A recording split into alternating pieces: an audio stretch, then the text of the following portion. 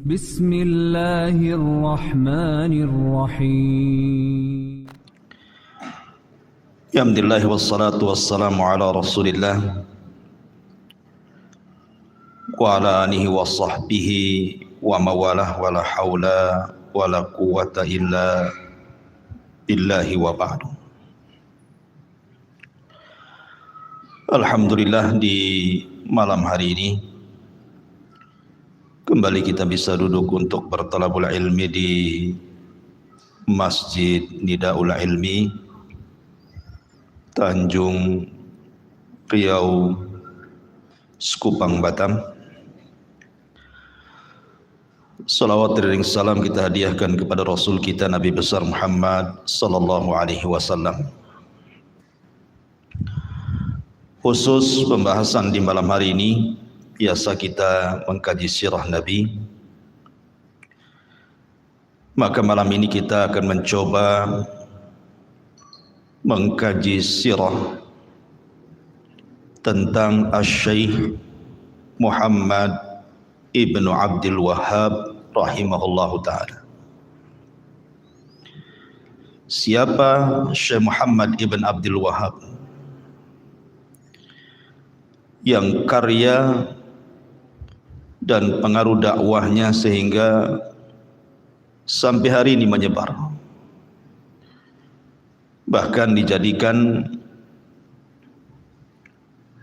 ajarannya simbol daripada ajaran tauhid, khususnya di Jazirah Arab, dan karya-karyanya mendunia. Ma'asyiral muslimin yang dimuliakan Allah Azza wa Jalla, Syekh Muhammad ibn Abdul Wahhab ibn Sulaiman At-Tamimi lahir pada tahun 1115 Hijriah dan wafat pada tahun 1206 Hijriah. Beliau lahir di sebuah kota namanya Uyainah, pertengahan daerah Najd, dan beliau wafat di sebuah tempat namanya Dir'iyah. Kunyah beliau adalah Abu Ali, karena salah satu putra beliau namanya Ali, bahkan dua lagi nama putranya yang namanya Ali itu dua. Pertama Ali Al-Akbar meninggal, kemudian punya anak lagi laki-laki diberi nama Ali juga, Ali Ats-Tsani. Kemudian di sana ada putra beliau juga diberi nama Hasan, Husain, Abdullah, Ibrahim, dan Abdul Aziz.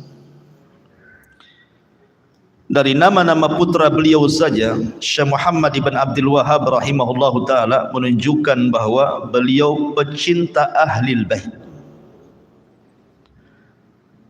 Karena ada sebagian yang menuduh bahwa Syekh Muhammad bin Abdul Wahhab adalah seorang Nasibi.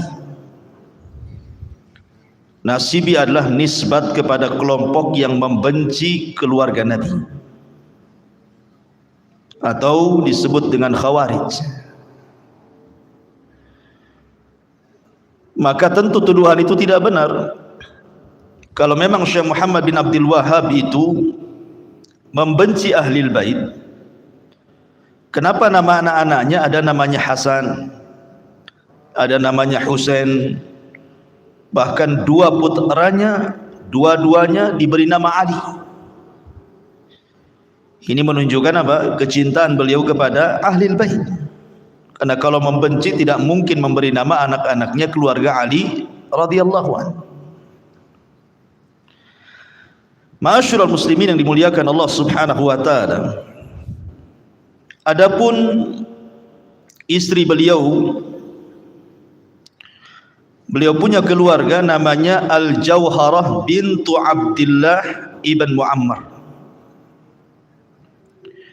Dan madhab secara fikih beliau adalah Hambali, bahkan fanatik kepada madhab Hambali, tidak keluar dari madhab Hambali. Ma'asyiral muslimin yang dimuliakan Allah Azza wa Jalla, Syekh Muhammad bin Abdul Wahhab ini bukan orang biasa, karena dia hidup di kalangan ulama. Bapaknya ulama, paman-pamannya ulama, kakeknya pun ulama. Artinya bahwa Syekh Muhammad bin Abdul Wahhab ini hidup di lingkungan para ulama. Adapun ayahnya, ayah Syekh Muhammad bin Abdul Wahhab rahimahullahu taala, beliau adalah seorang faqih, khususnya dalam bidang fikih.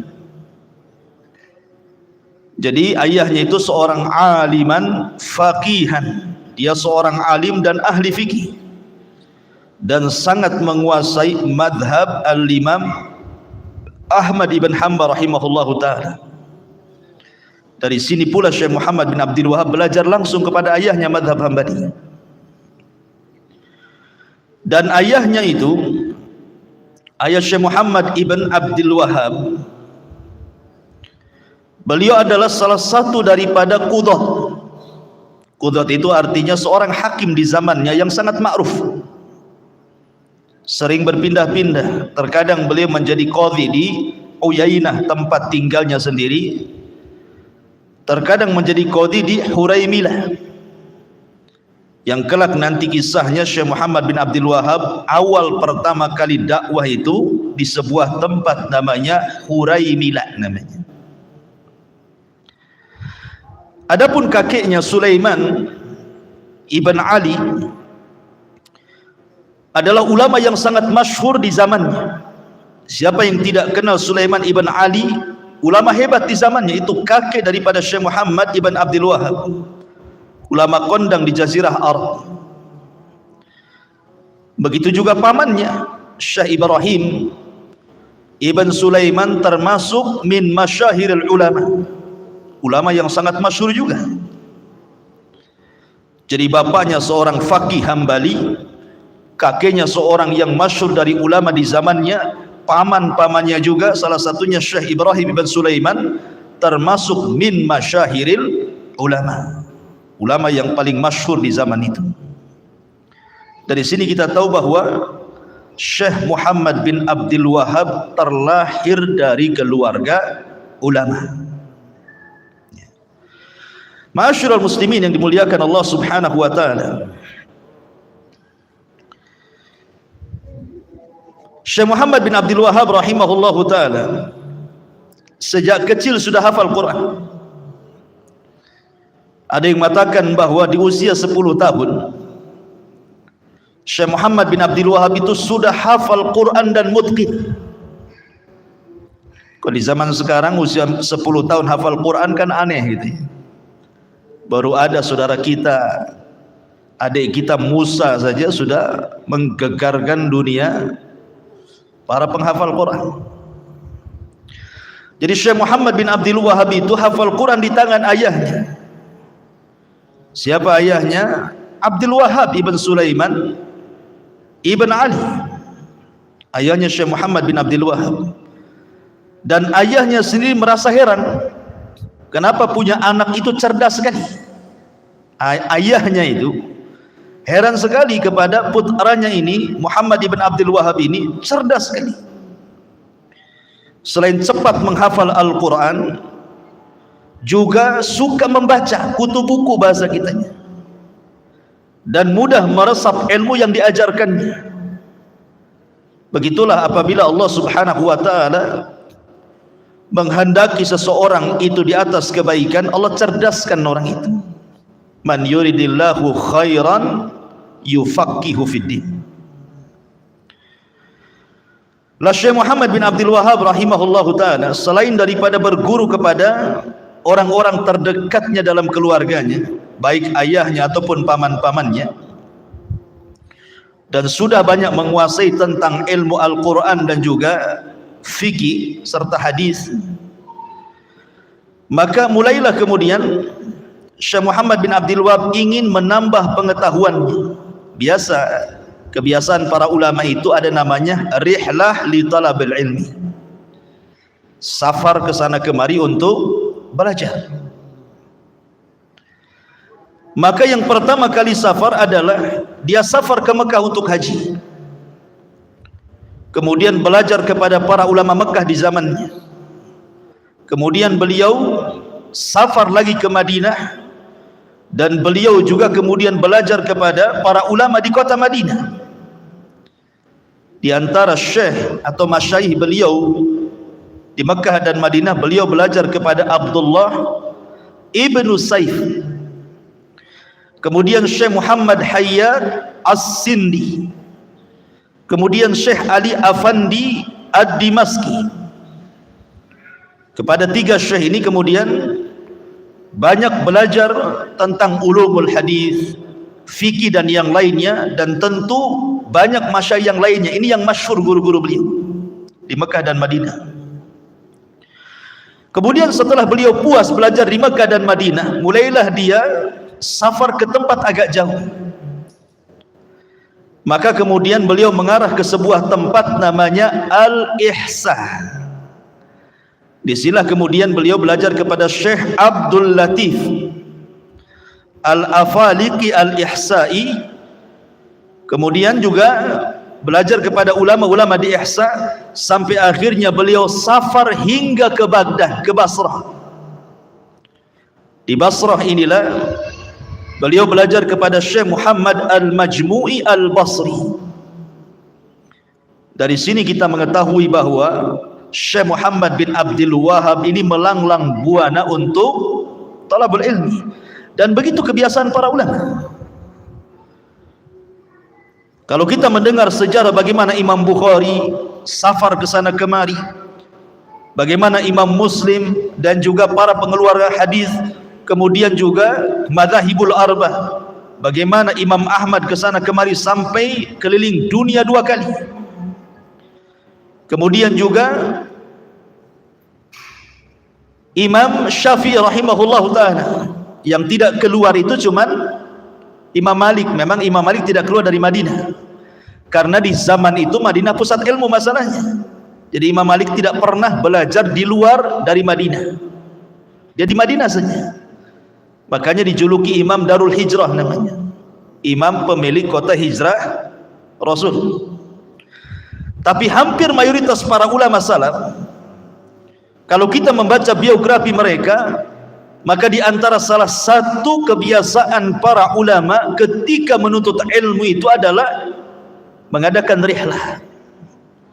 Ya, dan itu adalah kebiasaan para nabi juga. Seperti Nabi Musa alaihi salatu wassalam, rihlah untuk talabul ilmi mencari siapa? Nabi Khidir. Belajar kepada Khidir kan itu.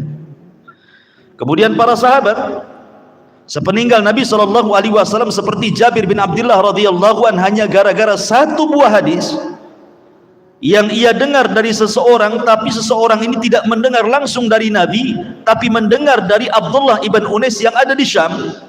Abdullah ibn Unais inilah yang langsung mendengar dari Nabi. Dia ingin mendapatkan sanad ulu, sanad yang lebih dekat dengan Nabi. Berangkat Jabir bin Abdullah dari Madinah ke Syam, bayangkan, hanya untuk bertanya soal hadis. Yuhsyarun nas yaumal qiyamah khufatan uratan ghurlan. Betul enggak kau mendengar dari Nabi SAW? Kata Abdullah bin Mas'ud, iya. Kemudian dia balik lagi ke Madinah. Hanya itu saja, ngabisin duit saja kan. Tetapi apalah arti duit dibandingkan sebuah hadis Nabi? Begitulah himmah talabul ilminya para ulama salaf. Ma'asyiral muslimin yang dimuliakan Allah Subhanahu wa taala. La Syekh Muhammad ibn Abdul Wahab ibn Sulaiman ibn Ali ibn Muhammad ibn Ahmad Ar-Rashid ini, setelah dia puas kemudian belajar, maka Syekh Muhammad bin Abdul Wahab kemudian mulai melakukan dakwah. Lah kebetulan ayahnya Syekh Muhammad bin Abdul Wahab itu menjadi qadhi di sebuah tempat namanya Huraymila namanya. Maka Syekh Muhammad bin Abdul Wahab kemudian tinggal bersama ayahnya di Huraymila itu selama 2 tahun. Disitulah dia berdakwah. Subhanallah, Allah Subhanahu wa ta'ala mudahkan dakwah beliau sehingga waktu yang sangat singkat 2 tahun itu mampu kemudian mendatangkan para thalabatul ilmi dari mana-mana. Majlisnya penuh sekali. Ma'asyiral muslimin yang dimuliakan Allah Azza wa Jalla. Sehingga kemudian ada sebagian orang-orang jahat yang tidak suka. Biasa fitrah dakwah itu pasti ada penentang. Nabi SAW saja ditentang dakwahnya. Padahal kurang apa Nabi SAW? Akhlaknya nomor 1, punya mukjizat, dipuji oleh orang-orang Quraisy Shadiqul Amin selama ketika beliau belum diangkat jadi Nabi. 40 tahun dari mulai lahir sampai beliau diangkat jadi Nabi, tidak ada yang mencela beliau. Tetapi ketika dia datang kepada orang-orang Quraisy dan sudah diangkat menjadi Nabi dan mulai berdakwah, mulai ada penentangan. Padahal sebenarnya di zaman jahiliyah, orang-orang yang tidak sepaham dengan orang-orang para penyembah berhala itu banyak, yang disebut dengan al-hunafa, orang-orang yang tidak suka dengan kesyirikan. Di sana ada Waraqah ibn Naufal, seorang wahid, tidak suka dengan kesyirikan. Kemudian di sana ada Abdullah ibn Jahas, seorang hanif, tidak suka menyembah berhala. Kemudian di sana ada Suwaid ibn Samit, tidak suka dengan berhala. Kemudian Zaid ibn Amr ibn Nufail, tidak suka menyembah berhala. Dan banyak ada deretan-deretan orang-orang yang tidak suka menyembah berhala. Anehnya mereka tidak dimusuhi. Kenapa ketika Nabi SAW tidak suka dengan para penyembah berhala dimusuhi? Apa masalahnya? Di sini kuncinya. Karena orang-orang ini seperti Waraqah dan yang lainnya, mereka itu salihun li nafsihi. Mereka hanya soleh untuk dirinya saja, tidak mencegah kemungkaran. Tapi Nabi SAW menggabungkan 2 sifat, saleh dan muslih. Soleh itu dirinya juga soleh, muslih itu memperbaiki orang supaya soleh juga. Lah ketika kemudian dia mulai berdakwah, mengajak orang ke dalam tauhid, memberantas kesyirikan, menghancurkan berhala-berhala, mulailah kemudian banyak pertentangan.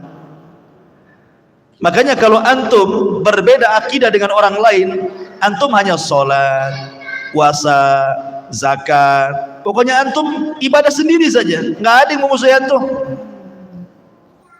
Karena antum solehnya untuk diri antum saja kan. Coba mulai antum ajak tetangga, tetangga sebelah, antum togor, itu nggak boleh, nggak ada itu sunnahnya itu, Nabi nggak pernah melakukan seperti itu, ya hindari. Mulai itu, apa orang ini kepo kali gitu. mulai omongannya dulu tuh kan.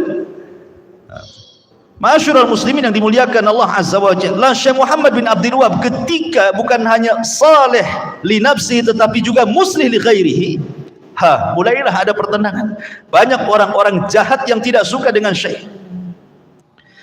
Akhirnya kemudian orang-orang jahat ini menyewa preman untuk membunuh Syekh Muhammad bin Abdul Wahab tengah malam. Tapi Allah gagalkan rencana jahatnya. Wa makaru makran wa makarna makran wallahu khairul makirin.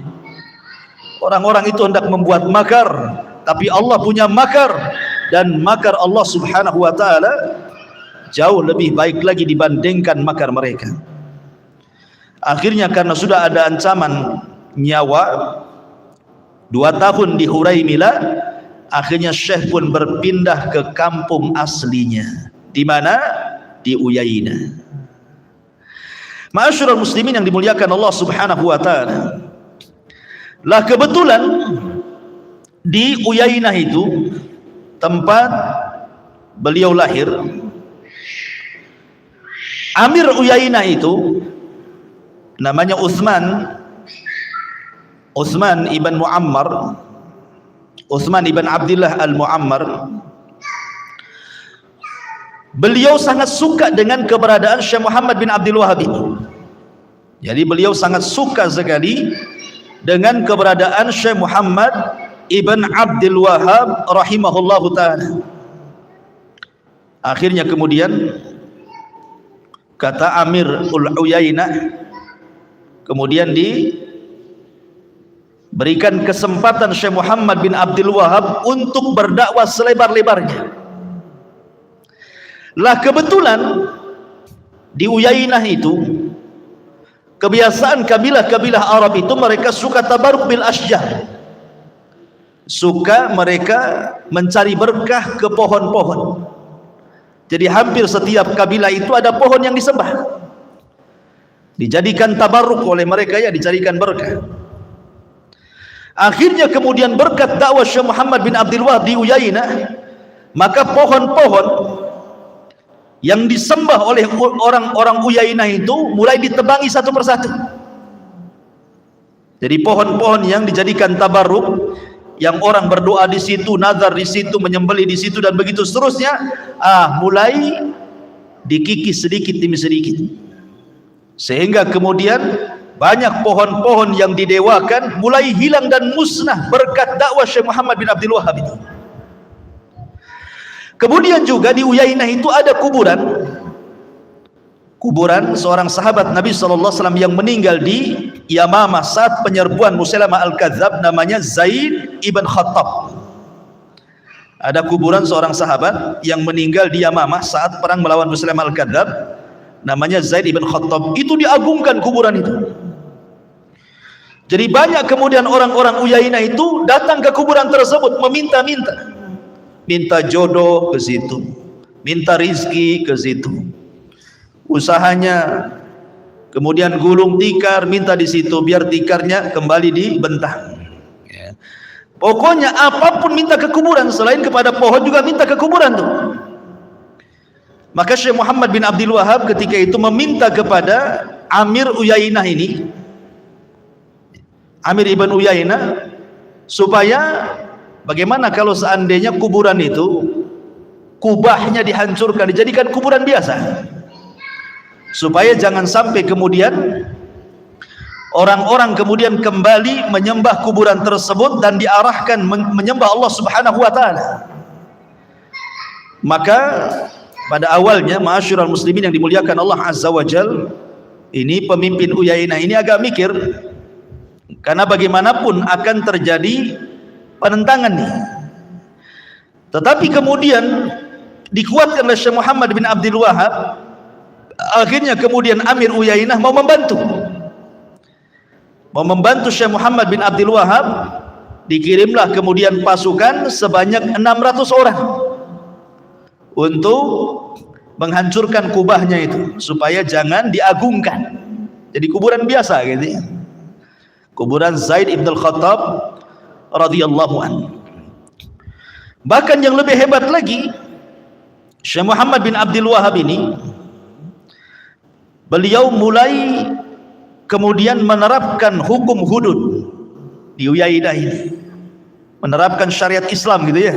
Jadi kalau ada yang mencuri, potong tangan ya. Kemudian kalau ada yang berzina dan dia muhsan, dirajam. Kalau seandainya belum muhsan, belum menikah, maka dia diasingkan setahun dan dicambuk 100 kali. Pokoknya betul-betul ditegakkan syariat Islam di Uyainah ini.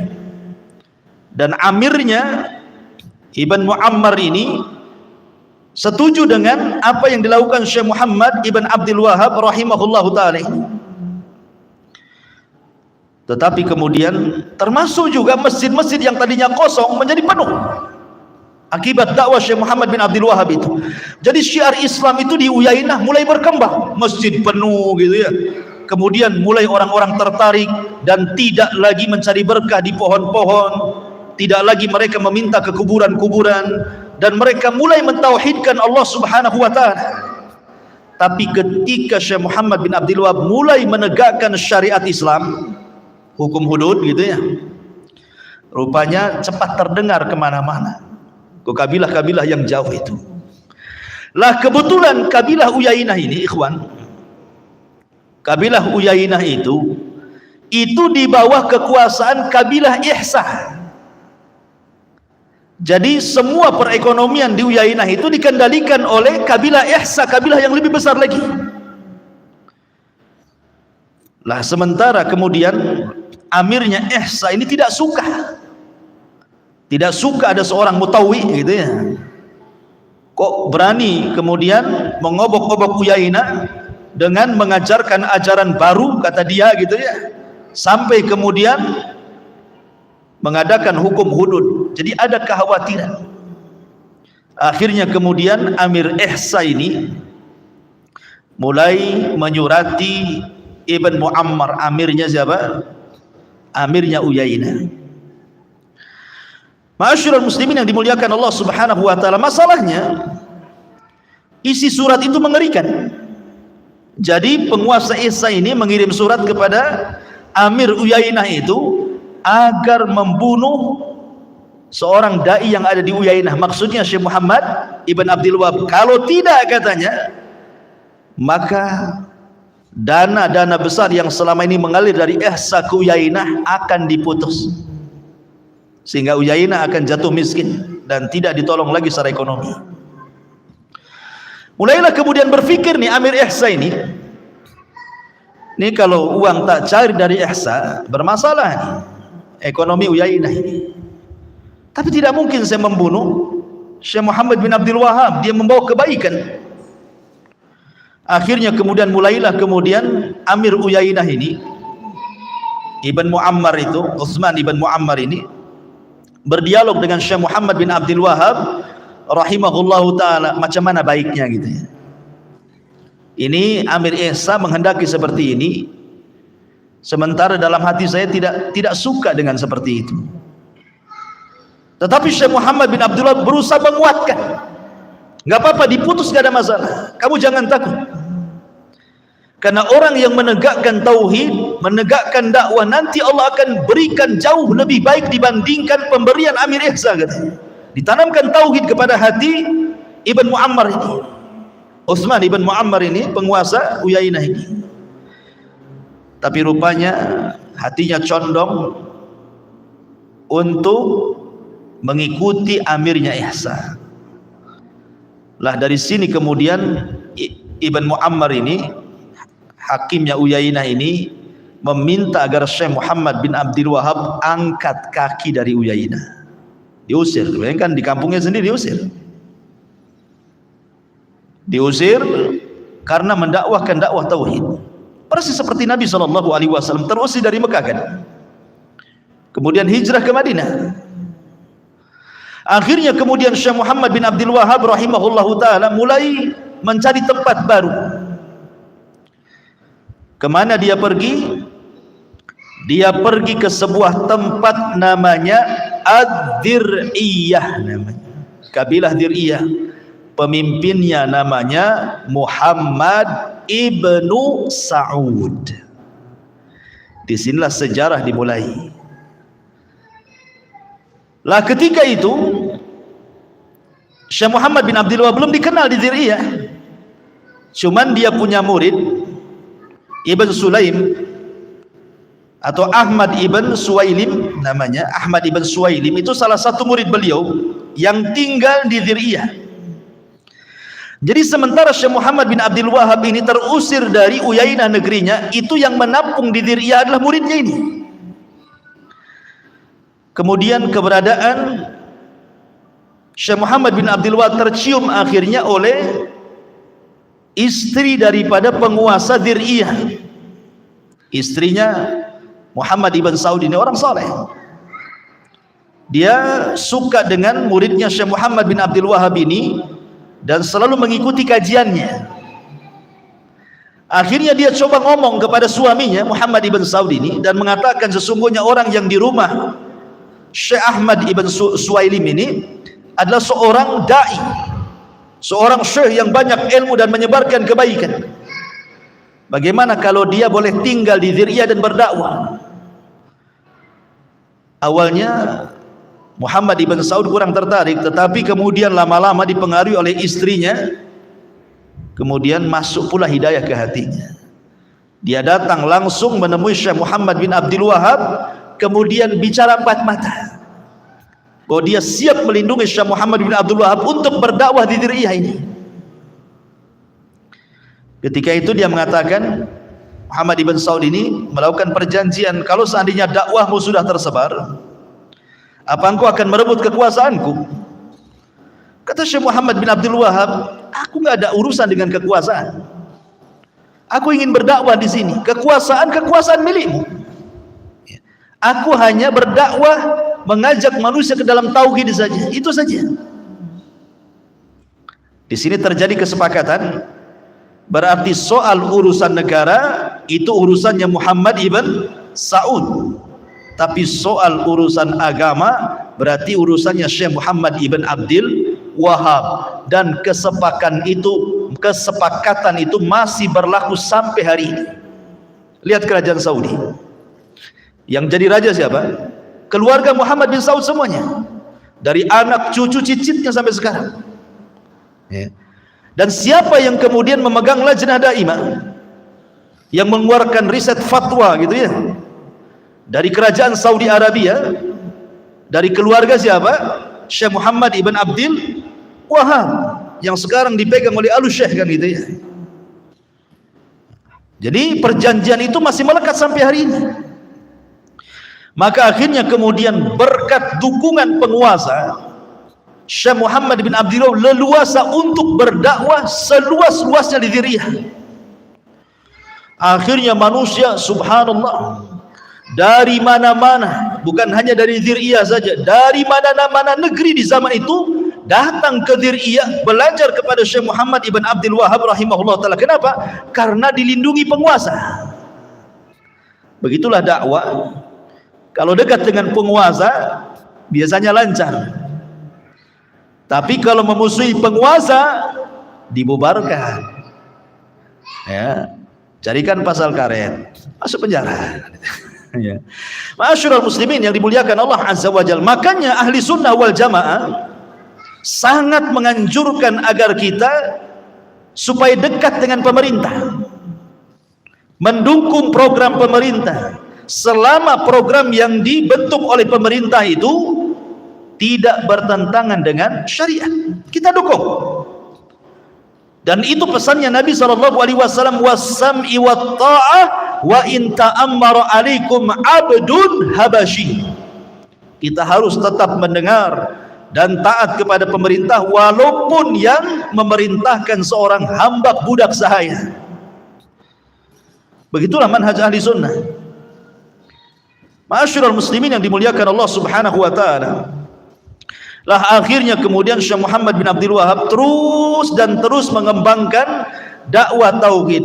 Lah Amir Uyainah Utsman ibn Abdullah ibn Muammar ini kemudian menyesal. Kenapa dia sampai menyuruh Syekh Muhammad bin Abdul Wahab angkat kaki dari tempat kelahirannya, datang dengan para pembesar Uyainah ke Diriyah, kemudian meminta kepada Syekh Muhammad bin Abdul Wahab untuk pulang kampung lagi. Jadi membujuk, sudahlah maafkan saya, dulu saya salah ngusir kamu karena gara-gara pengaruh Amir Ihsa gitu. Sekarang kami siap untuk mendukungmu walaupun tidak dibantu oleh Ihsa, tapi syaratnya pulanglah kau ke Uyainah. Minta Amir Uyainah itu supaya Syekh Muhammad bin Abdul Wahab balik lagi ke kampung, berdakwah lagi di kampung. Tapi Muhammad ibn Saud tidak mau menerimanya. Nggak boleh. Dia nggak boleh keluar dari Diriyah. Nggak boleh keluar dari Diriyah. Aku yang melindungi dia. Akhirnya Amir Uyainah pun kemudian pulang dengan penuh penyesalan. Kenapa lo dulu dia mengusir Syekh Muhammad bin Abdul Wahab? Karena pengaruhnya dahsyat itu. Ya. Pengaruh Syekh Muhammad bin Abdul Wahab itu dahsyat sekali dalam mengembangkan tauhid di Jazirah Arab itu. Dalam waktu sesingkat-singkatnya menyebar di mana-mana oleh murid-muridnya itu. Sehingga dari mana-mana kabilah, dari mana-mana negeri datang dan mereka pun menyebarkan dakwah tauhid yang diajarkan Syekh Muhammad bin Abdul Wahab. Makanya sebagian para ulama mengatakan bahwa Syekh Muhammad bin Abdul Wahab itu adalah seorang al-mujaddid, pembaharu umat ini. Makanya kalau antum membaca kitab beliau namanya Kitab Tauhid, Kitab At-Tauhid, salah satu karya beliau. Kitab Tauhid ini ikhwan, itu satu-satunya kitab yang dikarang oleh Syekh Muhammad bin Abdul Wahab, yang belum pernah ada ulama mendahului beliau dari cara mengarang kitabnya. Tidak ada kitab khusus yang membahas tentang penyimpangan dalam bab tauhid uluhiyah yang sangat ringkas tapi komplit dan jelas kecuali Syekh Muhammad bin Abdul Wahab. Kitabnya sih sederhana, bab, kemudian dalil dari Al-Quran, kemudian dalil dari Sunnah, kemudian asar ulama salaf, perkataan ulama salaf. Itu saja setiap babnya. Babul kahanah umpamanya bab perdukunan, dalilnya Quran, setelah itu dalilnya Sunnah, setelah itu perkataan ulama salaf. Begitulah dari awal kitab sampai akhir kitab. Persis seperti Imam Bukhari ketika meletakkan bab dalam Sahih Bukhari.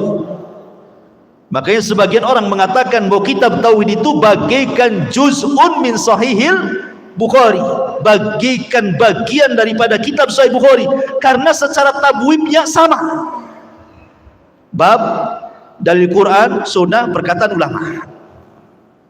Kapan beliau mengarang kitab tauhid? Ketika beliau mendakwahi orang-orang Uyainah, ketika masih berada di Uyainah, maka beliau kemudian mengarang satu kitab yang fenomenal, yang kemudian kitab itu disebut kitab tauhid. Karena ketika dia berdakwah di Uyainah itu betul-betul dia menghancurkan kesyirikan, kan, menghilangkan pohon-pohon yang disembah di situ ya. Kemudian juga berusaha untuk jangan sampai ada orang yang kemudian datang ke kuburan meminta-minta, bernadar di kuburan gitu ya. Termasuk juga di zaman itu kan menyebar kesyirikan. Orang masih percaya dukun, masih datang ke dukun, orang yang suka sihir, semua diberantas.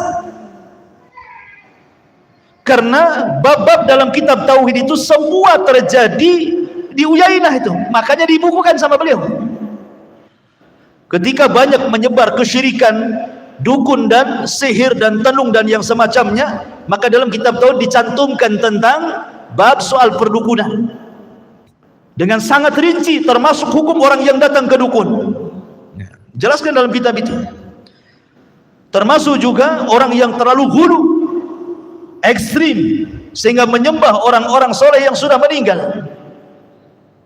Kita tidak alergi dengan kuburan, ikhwan. Kita disunahkan ziarah ke kuburan. Tetapi kalau sudah meminta-minta di kuburan, kayak orang dulu kan, zaman bahula itu, masa-masanya togel ketika masih menyebar, sampai minta nomor togel itu ke kuburan. Bayangkan ya, minta nomor togel ke kuburan, judi untuk syirik. Habis judi haram, syirik lagi, tak kuadrat dosanya. Sampai tidur di kuburan. Entah setan dari mana masuk dalam mimpinya, dikasih nomor buntutnya. Kemudian pulang, pasanglah dia, ya kan?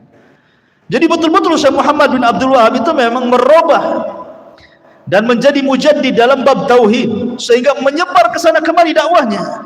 Dan alhamdulillah, dengan izin Allah Subhanahu wa taala, kita bisa lihat hasil dakwah beliau yang sekarang kita menyebutnya Mamlakah Saudi Arabia. Kita lihat asarnya gitu ya.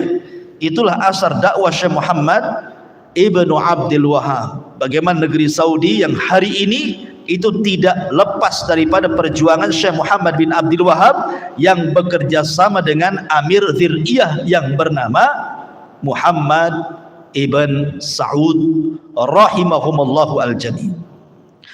Adapun kemudian karya-karya beliau ini banyak. Syekh Muhammad bin Abdul Wahab ini banyak karyanya. Ada karyanya namanya Kitabut Tauhid yang sudah saya sebutkan. Ada Kashfus Syubhat. Kemudian ada kitab Usulus Tsalatsah.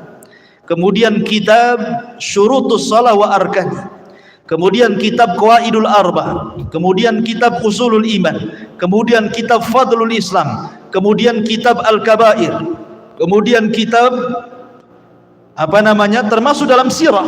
Beliau juga mengarang kitab Sirah Nabawi. Kemudian dalam tafsir beliau punya kitab tafsir surah Al-Fatihah. Kemudian Masailul Jahiliyah. Kemudian kitab Al-Huda, Al-Hajjun Nabawi, dan banyak lagi karya-karya beliau.